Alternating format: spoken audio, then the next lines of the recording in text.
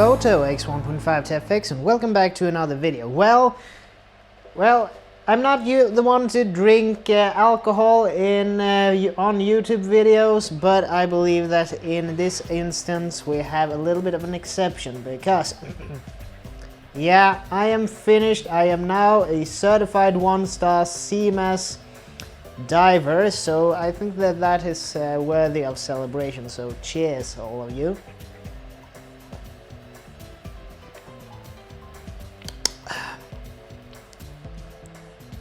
Well, I'm gonna put it like Winston Churchill. Champagne should be dry, cold, and preferably free. Well, anyway, I'm just sitting here browsing through a little bit of an old buyer's guide, or whatever you want to call it, for CNC. I know that they have cornered, or they are in the market nowadays with doing underwater strobes for underwater photography and other type of underwater lighting equipment, but before that, in the 80s and 90s, I believe, they were very good, very close in collaboration with the Nikon and their Nikonos line, because one of these pages is to just show a little bit like so. They both show the Motor Marine series for CNC, and the Nikonos line, and all of their accessories that are cross-compatible with both the systems. So that's a little bit of a neat thing. Well, just to recap a little bit, well, I am now certified as CMAS SSDF, Svenska Sportdykarförbundet, as a qualified diver and a dry suit diver. Well, so logbook, 5 completed outdoor dives in that old quarry I talked about before, Tierp, Trollsjön. So I'm just going to talk a little bit about what we did and how it all went and so on and so forth. Well, let's see here. I did use my Aqualung I450T, and I also used the Sunto soup that I borrowed from the diving club. So what we actually did then was that we did 2 dives. The first one, well, here's a little bit of a caveat in the beginning. The dry suit that I used the previous weekend had developed a leak during around the inflow valve, but it turns out that you needed some kind of special tool in order to change that valve, and you can't really go with a poly grip on it because it was plastic, and that wouldn't most certainly break it. So what I needed to do then was to change and use another type of dry suit. And that was actually quite interesting, because that meant that I was now both familiar with using a neoprene dry suit and also now a shell dry suit. And it is a little bit different, because this might just be my opinion or my experience, limited as it may be, but being new and open to new experiences and feeling these things for the first time, you really can judge the differences. In my opinion, neoprene dry suits are very much tighter fitting to your body. They're isolating in themselves. The material in themselves are isolating and so on, isolating from cold and so on, whilst shell suits are not. But what I started to notice was when I was diving in a neoprene suit, I needed to do a little bit of a hump motion when I was lying flat, because all the air was accumulating across my abdomen and torso. So I needed to do a little bit of a, like if I was lying like this in the water, head facing that way, I needed to do a little bit of a bump like so to make the air flow into the legs to make myself neutrally buoyant. Because when I had everything up here up top, my trim was off, so I was a bit more like this. But just doing that made so I got a more homogeneous spreading of the air inside the suit, and thereby making myself more stable trim-wise and buoyancy-wise in the water. And in a shell suit, it became a little bit the same, but since the shell suit doesn't spring back or have any elasticity in it compared to a neoprene suit, it felt a little bit different when it came to the distribution of air into the suit. The neoprene one, when I was moving my arms up and down, you didn't really feel the change of air rushing in from one arm to the other. But in the shell suit, you really felt more how the air was redistributing itself in the suit. But that's maybe just my opinion and my experience with it. But here was the thing. So I needed to try on some different types of suits to see which one was gonna fit me. So what happened was we went to a service station in Tierp, Gulf, which I didn't even know existed still in this country. But anyway, first it was another neoprene suit, but that wasn't really fitting me. It was a bit uncomfortable. And then I was trying a shell suit, as stated. And when I managed to squeeze into that shell suit, everybody was just looking at me and what? And when I caught myself in a mirror, it turned out that that shell suit fitted me like a glove. It was like it was tailor-made for my size. It fit perfectly, almost too perfectly. A shell suit and a dry shell suit shouldn't fit a person this well. And it turned out that this suit have a few years on it. It is an older suit, but since the combination of boot size and length and so on, for your information, yeah, I don't have anything. My feet are basically, I am a European size 39-40 in shoe size, and I'm about 166, 167 centimeters tall and weigh approximately between 65 and 67 kilos. So I'm not a big person, and this suit fitted me perfectly. So I jokingly said that I'm probably gonna buy this from you because it fits so brilliantly. So yeah, that's a little bit of it, and it worked fine for me. Let's see here now.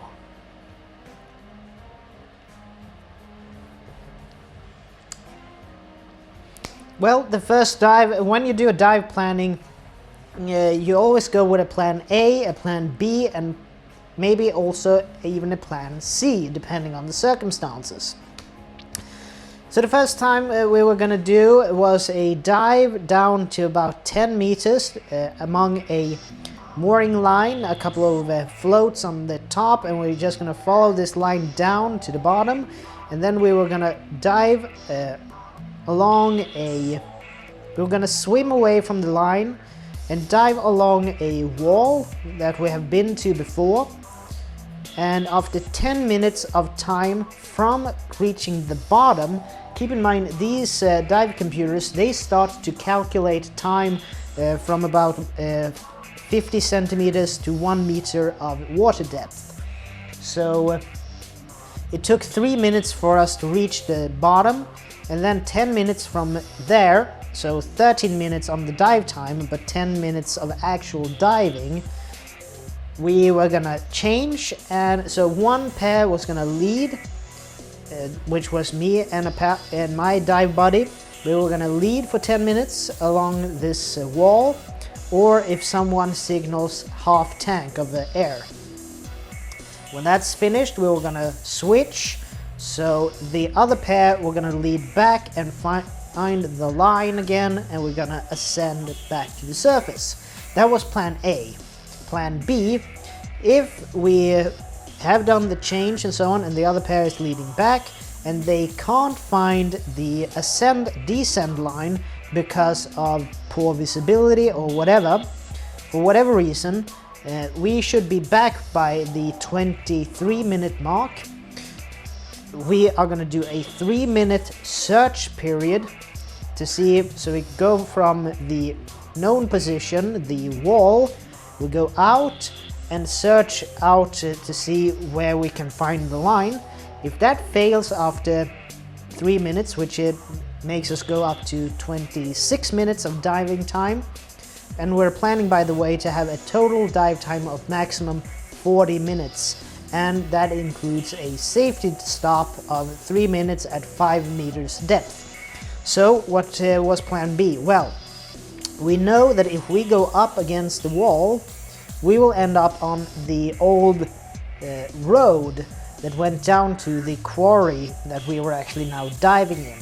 So plan B was basically forget about the line, go up to the top of the road, which is about 6 meters deep, do the safety stop there on the road surface, and then ascend to the surface and swim back to shore. That was basically what happened. We actually went with plan B because we didn't find the line, which told us that, yeah, there is no shame in going from plan A to plan B. It is much better, safer to do that than to overstay your planned dive time and your surface team thinks that something has happened, they haven't resurfaced within the scheduled time period. We need to call the emergency services. So that's basically it. So that was the first dive. It went well. And the second dive was a little bit different. Now we were gonna see some scenic things. We're gonna go down against the wall. We're gonna go down, but on a different place. This place, when we go down, when we reach the bottom, we will see the chain that goes up to one of the floating platforms that are used in the summertime by the bathing guests to this quarry. So when we go down to the bottom, we will know that we will see this chain, the mooring chain for one of these pontoon platforms. When we reach that point, we will start, so we have the wall to our right side. Up until now we have been diving with the wall to our left side, but now we're gonna dive with it on our right side. So we start the dive, and we're again at about 12 meters. We are calculating a max depth of about 15 meters, and we're gonna follow the wall, and it will become a little bit deeper, so we might reach 15 meters. It's a little bit, yeah.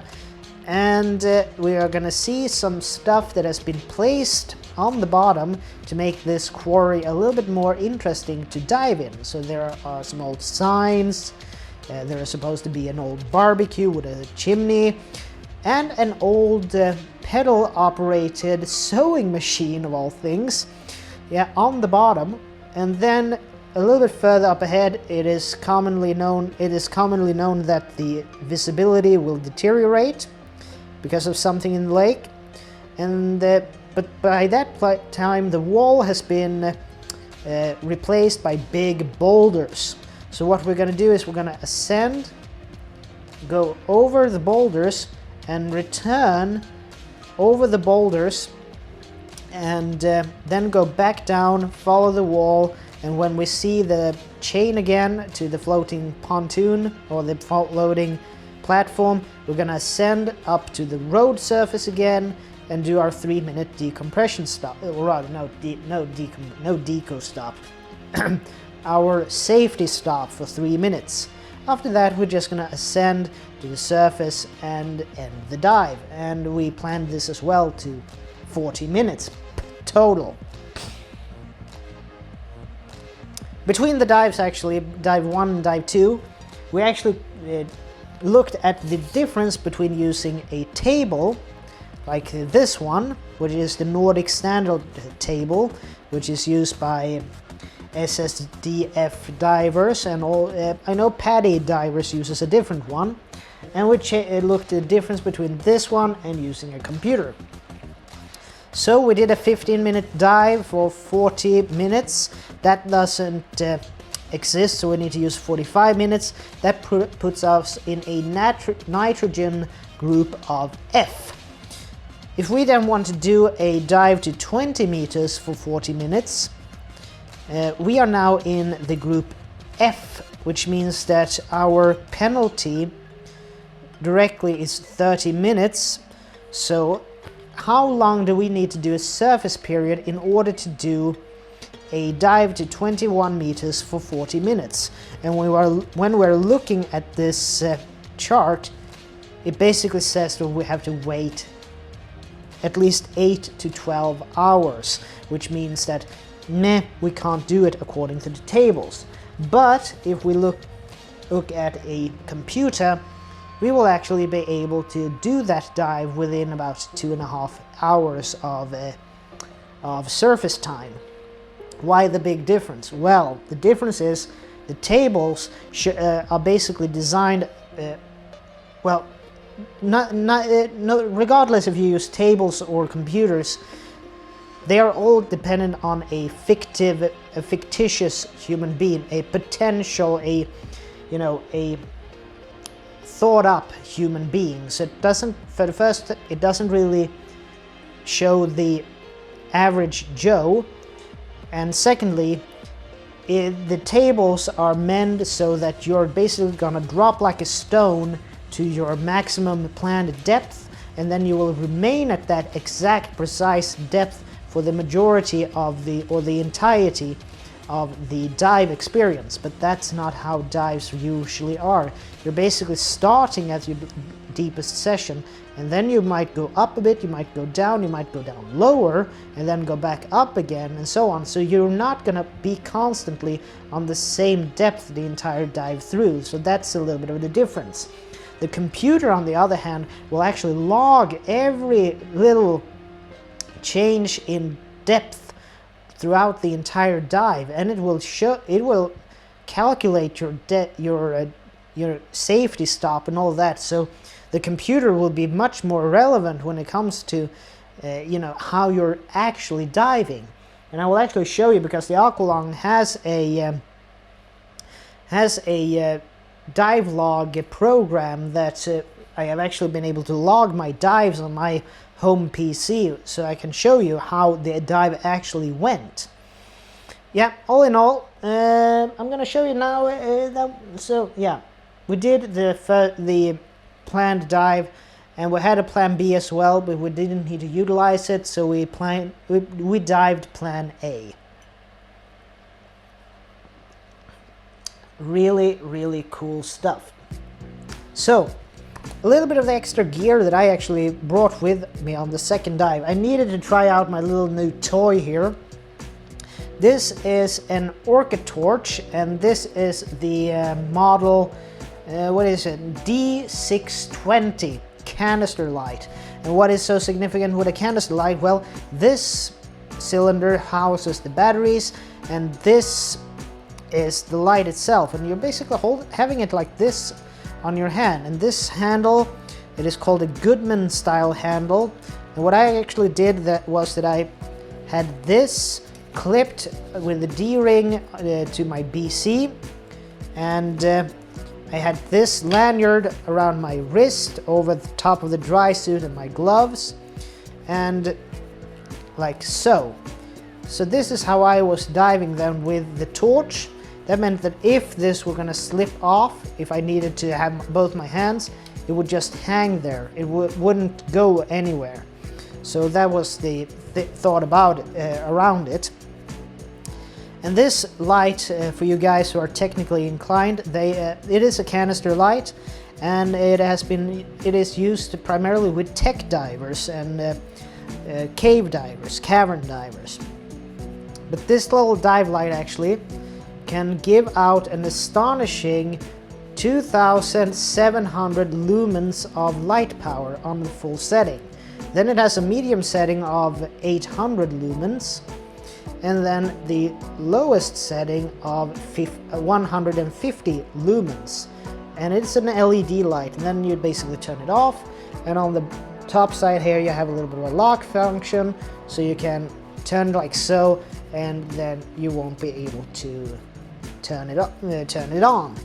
So also this has a battery life. It uses, I have a little bit of a cheat sheet underneath the camera, so full disclosure. It has a runtime, a battery, first of all, it is waterproof down to 150 meters, so that's well below any depth I will ever dive to. It uses 4 18650 lithium-ion batteries. It has a beam width of 78 degrees and a spot beam of 14 degrees. It comes with, as stated, the Goodman style handle, and yeah, the charger and some other things came with it. You know, have it back here. Works brilliantly. You can both use the wall outlet at your home, and also comes with a 12-volt battery charger for your car, or battery socket connector for your car. And the way you can also do is if you unscrew the holder here for the Goodman handle, you can either, you know, change the height depending on the thickness of your gloves and or the size of your hands. You also have Allen key holders here to change the width of it. But what you're supposed to do is to put it like so, and you tighten this up again. And this is how you can store the light for travel, so it actually protects the front lens element of the light. But basically this was a brilliant piece of gear to have during that second dive. I actually managed to see another crayfish on crayfish, take a pic on the bottom, and this light was brilliant in order to see and follow that crayfish. It hid under a rock, but because when we were down at, even if we were just down at 10 meters, the crayfish appeared almost black. But when I shone the torch on it, it turned out it was actually a bit more reddish in color, reddish brown in color. And that's the great thing with these lights, because you will actually see the true colors of the thing you want to illuminate. Also, what I started to notice was if I held it out like this in front of me, I had a lot of backscatter. What is backscatter, you might ask? It has all the particles that are in the water in front of you that can reflect light. So if I shone it completely in front of me, I had a lot of light reflection that made it so that I wasn't able to see. But if I actually held it out like this and shone it on a arm length away from me and shone the light in front of me and at an angle, clear as day, this made it much more easy, because the light I saw was the light reflected from the objects at the bottom and not the backscatter in front of me. So this was a good technique to use. But a caution when you're using dive lights: if you're looking at your computer like this, the dive light might be, you need to watch out so you're not flashing your dive partner. Kinky. Oh, not like that, pervert! Again, no. It is a tool, and it's a very useful tool for diving. Really interesting stuff to use. Also, what else can I tell you? Well, one thing that I think that everybody who is a recreational diver should have in their Save a Dive kit, or rather Save a Life kit, you should have one of these. What is this? This is a pocket mask. The thing was that just the same week as I did this final dive, I had through work our CPR course. So I was a little bit, you know, yeah, just done that course as well. Hopefully I won't be able to, hopefully I don't have to call upon those skills during the dive. But basically this is a pocket mask. You put this, you have an arrow that says nose that way.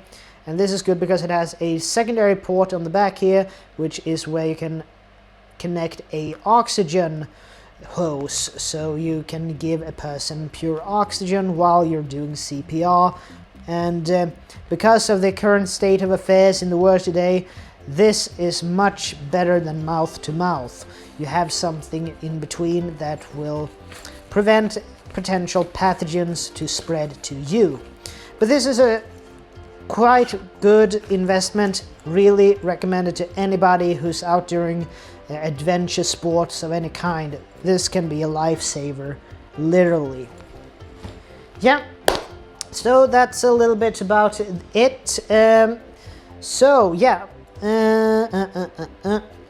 I'm gonna do a review of the dive computer in a later date, but a little bit of a overview of it just as such. It is the Aqualung i450T, which is air integrated.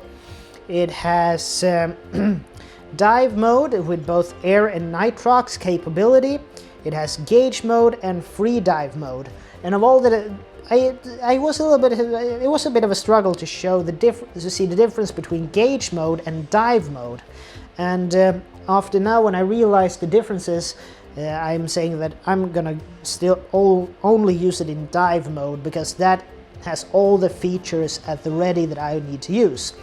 For instance, it can actually, since I have the tank sender here, this is actually able to use 3 different tank sensors at the same dive. So for you technical divers, this might be something to use for you. But the negative is actually that it's a watch size dive computer, which means that it is a bit smaller. So let's see here. The positives: air integration, timers, audible alert. It has a LED alert. It has a built-in compass. And the downsides with this one, in my experience, is that it's a little bit hard to manipulate the buttons on it with thick gloves. And when I say thick gloves, it's these I am talking about, my Morris 5mm 5-finger gloves. Keep in mind, these are actually the ones that I bought when I was doing my course 16 years ago. So these are 16 years old, but still in a perfectly serviceable conditions. And yeah, they're like old school motorcycle gloves, so they're thick, they are a little bit clumsy and so on, but they work. But I might be investing in a new pair in the future. Oh yeah, but I'm gonna show you a little bit also with the dives, how you connect it to the PC and so on, maybe in a future video.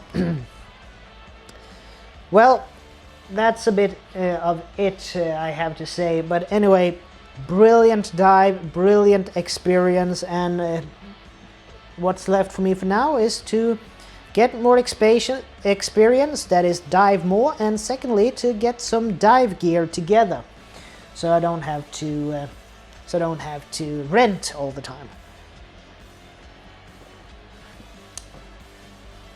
The positive with being in the local diving club, UDK Tumlaren, Uppsala Diving Club Tumlaren, which yeah, you can get air and so on, and rent dive gear to very good prices and so on. But I'm actually now looking forward to, I have actually got myself a rig set, which I talked about in a previous video, but now I'm also trying to look at some different BCDs, which I think is the next thing, alongside maybe getting a dry suit, but that's a little bit in the future.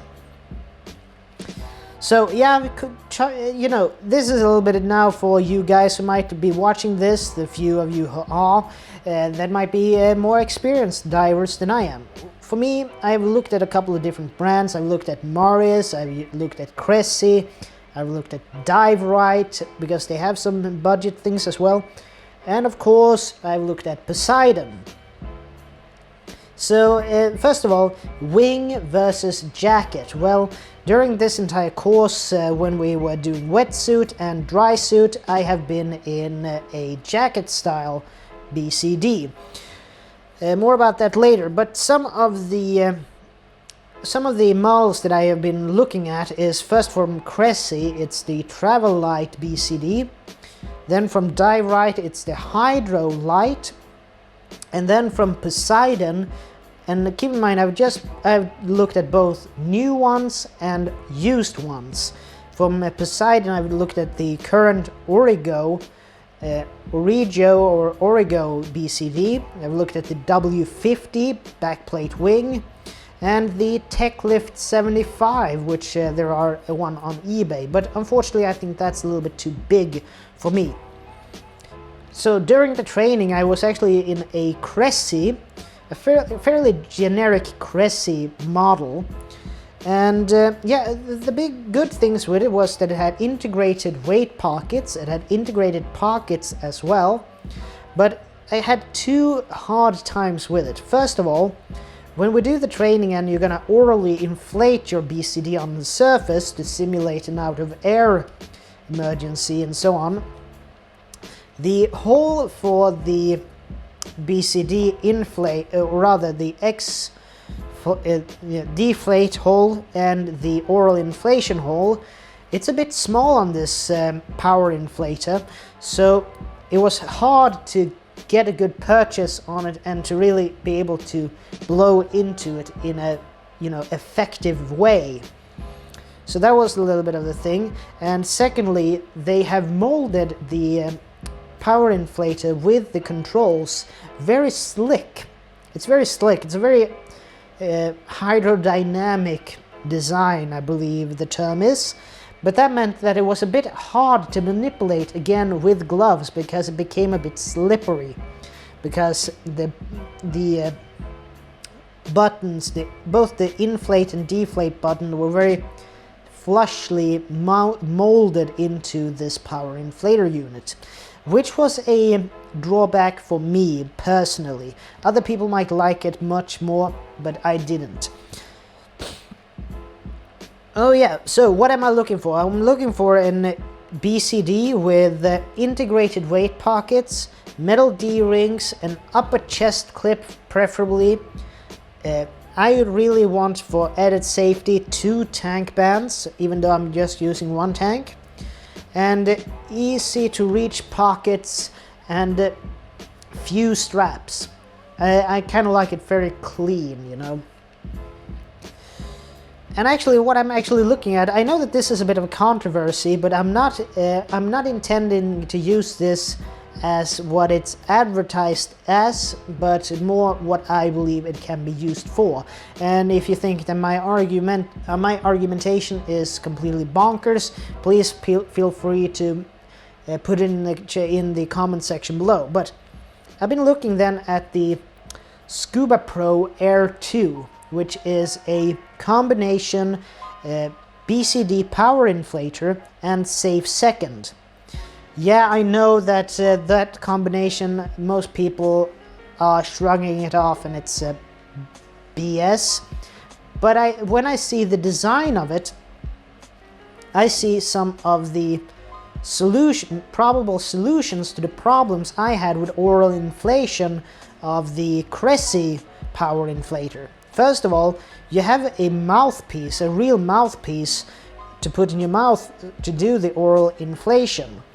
And secondly, the buttons on the Scuba Pro Air 2 seem to be fairly robustly molded and sticking out a bit more, and you have them right beside each other, so it's a bit about like playing a trumpet, I believe, when it comes to using it regularly under the water. So for me, it's not to use as a safe second, because I'm not a fan of the primary donate and second, necklace style body sharing or, sharing system.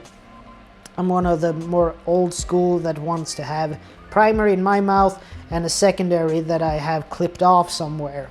So I'm not going to use a Air 2 in the aspect of using a Air 2 as my safe second and primary donate. If you don't know, yeah. Anyway, so I want to use it as maybe a tertiary donate if I need to do that, which is an extremely unlikely scenario.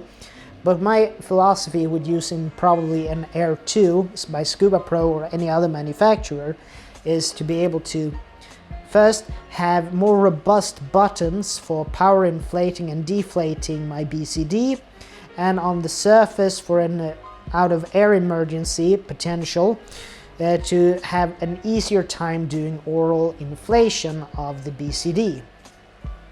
Because the Cressi that I was using during this dive was not to my liking at all, because it felt slippery and so on. So that's basically my opinion on that one, and I think that this will be all for now. I know that this was a bit of a longer-ish type video. I know that some of the other guys at this dive actually filmed parts of the dive, so maybe there will be some other people on YouTube or on other social media platforms that will be able to show you a little bit from our diving experience. So yeah, that will be all for me for now, and as always, this is Tobias Bergström from T.B.Photo, X1.5 TFX, and I'd like to see you guys in the next video. And as always, please like, share, comment, and subscribe, and I'll see you in the next one. So take care from now on. Bye.